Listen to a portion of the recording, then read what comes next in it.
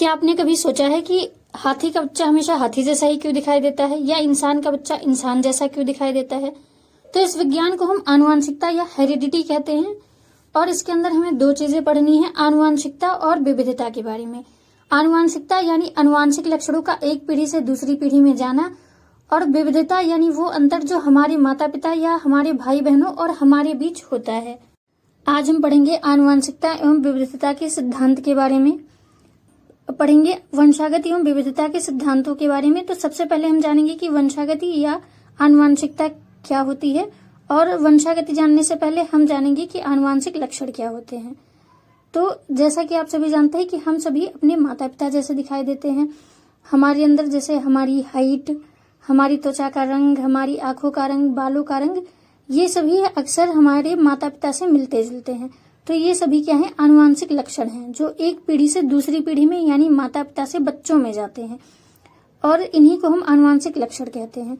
और आनुवंशिक लक्षणों का एक पीढ़ी से दूसरी पीढ़ी में जाना यानी माता पिता से बच्चों में आनुवंशिक लक्षणों के जाने की जो प्रक्रिया है, उसी को हम आनुवंशिकता या हेरिडिटी अथवा वंशागत के नाम से जानते हैं।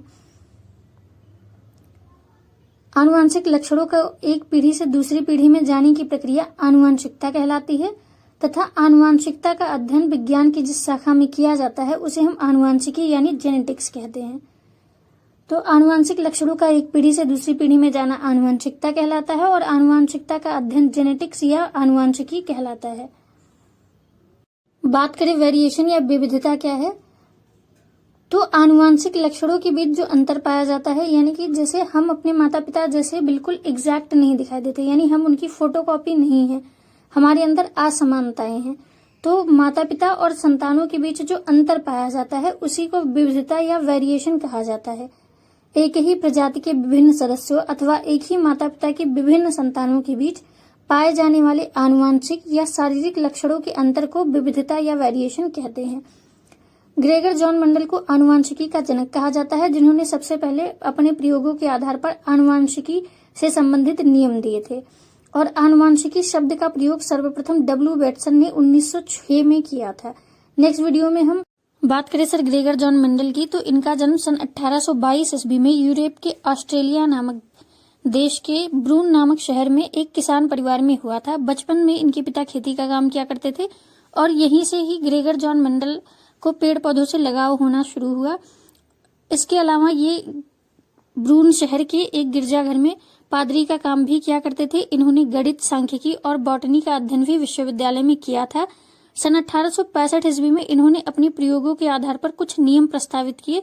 जो इनकी परिकल्पनाएं हैं ये 1866 ईस्वी में annual proceeding of the nature history society of Brunn में छपी, लेकिन उस समय किसी का भी ध्यान इनके प्रयोगों पर नहीं था, और कई वर्षों तक इनके प्रकाशित नियम को किसी भी तरीके की पहचान नहीं मिल पाई।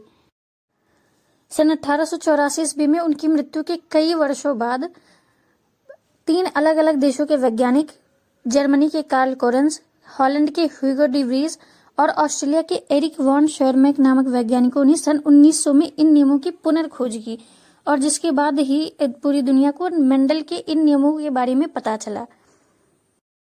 और इन तीनों महान वैज्ञानिकों की तस्वीरें आप यहाँ देख सकते हैं। सबसे पहले हैं जर्मनी के कार्ल कोरेंस, उसके बाद ऑस्ट्रेलिया के एरिक वॉन शोरमैक, और उसके बाद ह्यूगो डी व्रीज, जिन्होंने इन नियमों की पुनर्खोज की, और जिसके बाद ही आनुवंशिकता के बारे में पूरी दुनिया को पता चला। ने अपना प्रयोग मटर के पौधों पर किया था, जिसे हम पाइसम सटाइवम के नाम से भी जानते हैं। मेंडल ने ये प्रयोग 7 वर्षों तक 1856 से लेकर 1863 तक किया था, और इस प्रयोग में उन्होंने मटर के पौधे का ही चयन क्यों किया था, इसके प्रमुख कारण निम्नवत हैं। यहाँ है मटर के पौधों की कुछ विशेषताएं जिसके आधार पर मेंडल ने मटर के पौधों का चयन किया था। सबसे पहले बात करें कम जीवन चक्र की, तो मटर का पौधा 1 वर्षीय होता है, और इसका जीवन चक्र बहुत ही छोटा, लगभग 2 से 4 महीनों का होता है, और इस कारण बहुत ही कम समय में मटर के पौधों की कई पीढ़ियों का अध्ययन बहुत ही कम समय में किया जा सकता है। उसके बाद दूसरी विशेषता है मटर के पौधों की स्पष्ट विपरीत लक्षण। मटर के पौधों में कई स्पष्ट रूप से विपरीत लक्षण पाए जाते हैं, जिनमें से 7 विपरीत लक्षणों का प्रयोग मेंडल ने अपने प्रयोगों में किया था। मटर के पौधों में प्राकृतिक रूप से स्वपरागण होता है। इनके पुष्प द्विलिंगी होते हैं, यानी इनमें नर और मादा संरचनाएं एक ही पुष्प में होती हैं, और इनमें स्वपरागण होता है, जिससे इनसे जो बने पौधे होते हैं वह शुद्ध नस्ल के होते हैं। अगली विशेषता है मटर के पौधों की कि इनमें प्राकृतिक रूप से तो स्वपरागण होता है, लेकिन इनमें परपरागण भी संभावित रूप से किया जा सकता है, और इसी परपरागण का प्रयोग मेंडल ने अपने प्रयोगों में किया था। इसके अलावा अधिक संख्या में बीज, मटर के पौधों से एक ही पीढ़ी में बहुत संख्या में बहुत अधिक बीज प्राप्त किए जा सकते हैं, जिनसे सांख्यिकी के तौर पर उनका अध्ययन करना बहुत ही आसान हो जाता है। इसके अलावा नंबर 6 की विशेषता है आसान रख रखाव। इन पौधों को बहुत ही कम स्थान में सरलता से और बहुत ही कम देखभाल के साथ उगाया जा सकता है, और इन्हीं विशेषताओं के कारण मेंडल ने अपना प्रयोग मटर के पौधों पर किया था, जिसे हम पाइसम सटाइवम के नाम से जानते हैं। मेंडल ने 7 जोड़ी विपरीत लक्षणों का प्रयोग किया था, जिनके बारे में हम इस चार्ट में देख सकते हैं। सबसे पहले बात करेंगे फूलों की रंग की, तो उन्होंने 2 विपरीत रंग लिए थे, बैगनी और सफेद, जिनमें बैगनी प्रभावी है और सफेद अप्रभावी।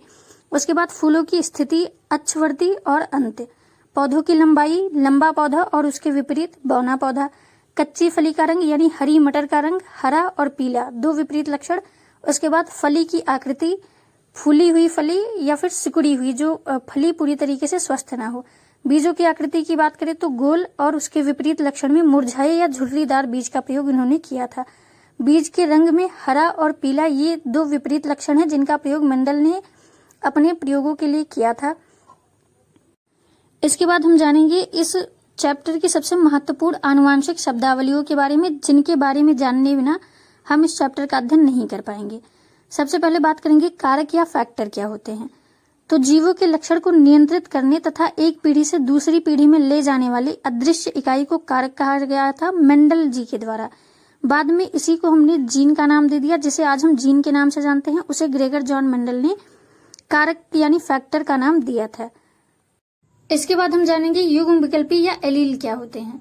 तो एक ही जीन के 2 या 2 से अधिक वैकल्पिक रूपों को एलील कहा जाता है, यानी कि एक साथ जब 2 जीन उपस्थित होते हैं तो उनके समूह को जो है एलील कहा जाता है, और ये एक ही लक्षण के लिए 2 जीन होते हैं। जैसे लंबेपन के लिए कैपिटल टी और स्मॉल टी, ये दोनों एलील हैं, मतलब ये दोनों जीन्स एक साथ स्थित हैं और इसी को हम एलील कहते हैं। और ये एक लक्षण को 2 विपरीत रूपों में दर्शाने का काम करते हैं, जैसे कैपिटल टी और स्मॉल टी, जो एक दूसरे के विपरीत होते हैं।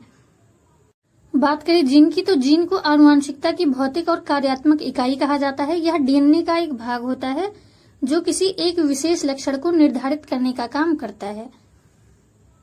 जीन के कारण ही आनुवांशिक लक्षण एक पीढ़ी से दूसरी पीढ़ी में जाते हैं। जीन शब्द का प्रयोग सर्वप्रथम जोहानसन नामक वैज्ञानिक ने किया था।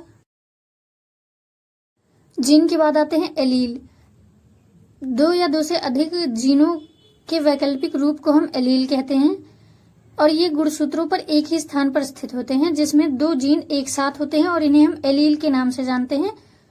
और ये जो जीन होते हैं ये एक ही लक्षण के 2 विपरीत रूपों को दर्शाते हैं, जैसे कैपिटल टी और स्मॉल टी, जिनका प्रयोग लंबाई के लिए किया जाता है, लेकिन जिसमें कैपिटल टी लंबा होता है और स्मॉल टी बौनेपन को प्रदर्शित करता है।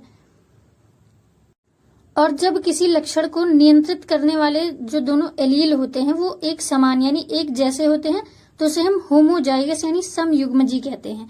जैसे शुद्ध लंबा पौधा, इसमें दोनों एलील कैपिटल टी और कैपिटल टी हैं, यानी कि समयुग्मजी हैं। ठीक इसी तरीके से शुद्ध बौने पौधे में दोनों एलील स्मॉल टी और स्मॉल टी होते हैं, यानी कि समयुग्मजी, जिनमें दोनों एलील एक समान हो।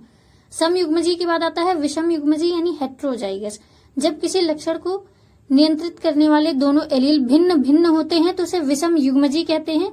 जैसे कि संकर लंबे पौधे के लिए कैपिटल टी और स्मॉल टी, जिसमें दोनों एलील एक दूसरे से भिन्न हैं। उसके बाद हम बात करेंगे समलक्षणी या फिनोटाइप क्या होते हैं। तो किसी भी जीव के फिनोटाइप को हम लक्षण प्रारूप भी कह सकते हैं, जिसमें किसी भी जीव के भौतिक या शारीरिक लक्षण जो हम अपनी आंखों से देख सकते हैं उन्हें फिनोटाइप कहा जाता है।